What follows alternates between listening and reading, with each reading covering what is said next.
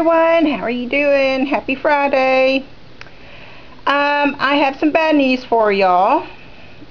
You know how yesterday I was telling y'all about the Gain and Downy deal with the Unstoppable and fireworks? Well, I went today after work and guess what? It's not spitting out the $4 anymore. So, if you did not go and did this deal yesterday, you are out of luck. I am so sorry for you. I tried it in 3 different stores. I purchased one store, no Catalina. I returned all 14 of them back.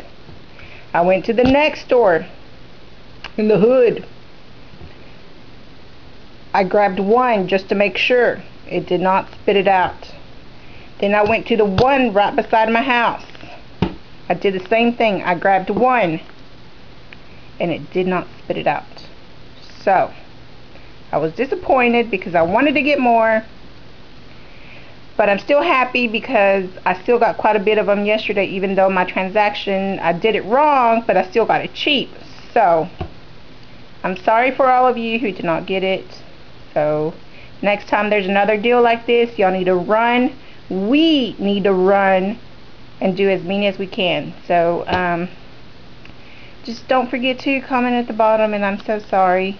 I will see you on the next deal. Bye.